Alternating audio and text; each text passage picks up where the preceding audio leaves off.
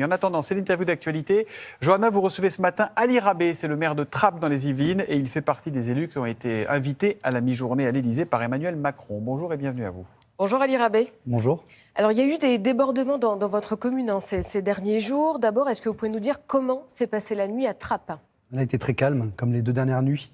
Et donc on voit qu'on est dans une forme de fin de conflit. Est-ce que vous pensez que le plus dur est passé ? Oui, je pense que nous sommes sortis de la phase la plus éruptive, la plus visible de cette révolte. Maintenant, c'est le plus dur qui reste à faire. Et selon vous, ce sont les appels au calme qui ont mené à cette accalmie ? Je suis sceptique. Moi, vous savez, j'ai passé ma voix l'atteste quelques heures et quelques nuits à essayer de dialoguer, d'échanger, de déminer. J'ai pu mesurer combien notre parole était dérisoire et nos appels vains.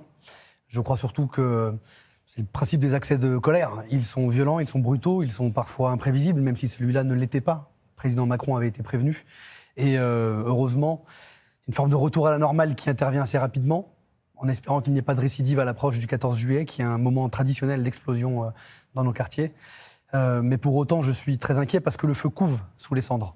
Donc vous dites justement que ces violences auraient pu être évitées, que vous aviez prévenu Emmanuel Macron avec une trentaine de maires. Vous aviez signé une tribune en disant que la situation était explosive. C'était il y a à peine un mois. Absolument. Quel signe vous permettez d'affirmer ça ? Vous savez, le Covid a eu un impact très considérable sur le pays, et en particulier sur les banlieues, où déjà en temps normal, la misère, la ségrégation, le fait qu'on vive dans des enclaves, crée beaucoup de détresse. Mais le Covid a démultiplié cela. Quand vous êtes à 8 dans un 3 pièces, au 8e étage d'une tour, et que vous êtes enfermé à domicile, ça fait monter la pression, ça fait bouillir la marmite. On le ressentait à bien des indicateurs, une augmentation du niveau de pauvreté. Beaucoup, vous savez, ont perdu les petits emplois, les intérims dont ils disposaient pour pouvoir payer leur loyer, nourrir leur famille. Et on a vu monter cette détresse, cette difficulté sociale. On a senti aussi monter, et c'est inévitable, la colère des jeunes vis-à-vis de la police. On a vu justement ce moment où le pays entier a été cadenassé pendant le Covid. On a eu une vraie tension entre Pour vous, le Covid, ça a été un peu comme un accélérateur ? Ça a été un accélérateur. Ça a été vraiment agrégé des éléments chimiques qui étaient déjà là.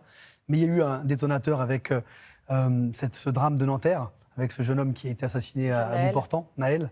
Et beaucoup se sont sentis concernés parce que ça faisait écho à des situations vécues il y a quelques semaines, il y a quelques mois, des humiliations, des contrôles aux faciès répétés. Et cette relation dégradée entre la police et nos jeunes, on la voit monter ces derniers mois, ces dernières années dans nos quartiers. Et on était très inquiets. Donc quand vous avez vu cette vidéo qui a été diffusée sur les réseaux sociaux où le jeune Naël a été tué, vous avez dit tout de suite... Instantanément.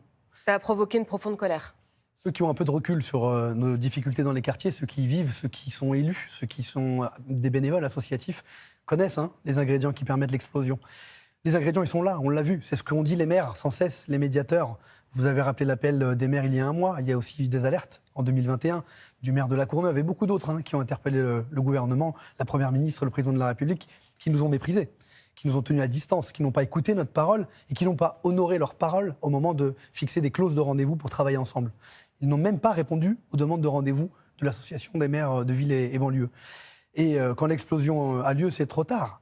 Et moi, j'ai été atterré ce matin de lire que le président Macron indique qu'on va chercher les vraies raisons. Ça fait des années qu'on les connaît. Le carburant, il est là. Et la mèche, à un moment donné, il y a quelqu'un qui allume la mèche et ça fait exploser l'incendie. On le savait. Justement, ce matin, on a appris qu'Emmanuel Macron a dit devant des policiers de la BAC qu'il envisageait à la première infraction d'arriver à plus facilement sanctionner financièrement les familles des jeunes impliqués dans les violences. Pour vous, ça, c'est une solution ? C'est pas compliqué, je vais vous parler de la vie concrète. Moi, je suis maire de banlieue, donc ces situations, je les connais chez moi. Vous avez des personnes, des mamans, souvent célibataires, qui travaillent à Carrefour en horaire décalé. Ou des familles monoparentales. Souvent, très souvent. Famille monoparentale, une maman qui travaille en horaire décalé chez Carrefour et qui n'est pas là au moment où son enfant sort du collège et il traîne dans la rue. Elle est toute seule à bosser pour essayer de remplir le frigo. Cette maman, puis il y a beaucoup d'autres mamans qui ont des problèmes, parfois psychiatriques, parfois psychologiques, etc., qui ont besoin d'accompagnement. C'est difficile d'éduquer des enfants dans un contexte très dégradé. Eh bien, la justice, parfois, condamne les auteurs très jeunes, 13 ans, 14 ans, quand ils sont encore mineurs. Et elle les condamne à des mesures éducatives. C'est-à-dire qu'elle décide qu'un éducateur spécialisé va venir accompagner la maman. Est-ce que vous savez que de très nombreuses mesures éducatives ne sont pas appliquées, faute de moyens, par le ministère de la Justice ? Quand on connaît cette réalité, on regarde le discours d'Emmanuel Macron aujourd'hui comme un discours cynique qui consiste à mettre de l'huile sur le feu, à accuser ceux qui sont déjà victimes. Alors on peut le faire, ça nous fait plaisir. On peut se dire ça là dans l'opinion publique, avec les policiers, tout ce que vous voudrez. Mais mettre la tête sous l'eau de ceux qui sont déjà au fond du trou, ça ne va pas nous aider à arriver à la situation. Est-ce que l'État peut tout ? L'État peut énormément, mais l'État fait très peu. L'État fait insuffisamment. Mais c'est On laisse uniquement le soin aux l'État maires qui de est banlieue de s'en responsable débrouiller. dans ces situations? L'État a une part de responsabilité majeure, parce que si on ne cherche pas à Et l'autre part comprendre... de responsabilité? La responsabilité des collectifs, c'est vous, c'est moi, c'est Monsieur le Président de la République, c'est chaque personne qui peut apporter sa pierre à l'édifice. Et la responsabilité, c'est aussi tous ceux qui sont égoïstes. Parce que dans notre pays, s'il y a des enclaves de pauvreté, où se concentrent tous les maux du monde, c'est parce qu'il y a des enclaves de richesse, et que nous ne voulons pas vivre ensemble. Moi, je vous le dis solennellement, vous me donnerez rendez-vous dans 5 ans, dans 6 ans, à la prochaine émeute. Si nous ne prenons pas de Pour mesures vous, c'est une structurelles. histoire qui se répète. Depuis 40 C'est ce que ans. vous allez dire tout à l'heure à Emmanuel Macron, que vous rencontrez S'il à veut bien. midi à l'Élysée? S'il veut bien nous entendre. Vous savez, Emmanuel Macron, je crois qu'il découvre tout ça. Je pense qu'il est tellement hors sol, tellement décalé. Vous allez y aller? Bien sûr, j'irai parce que je vais tenter de porter ce message.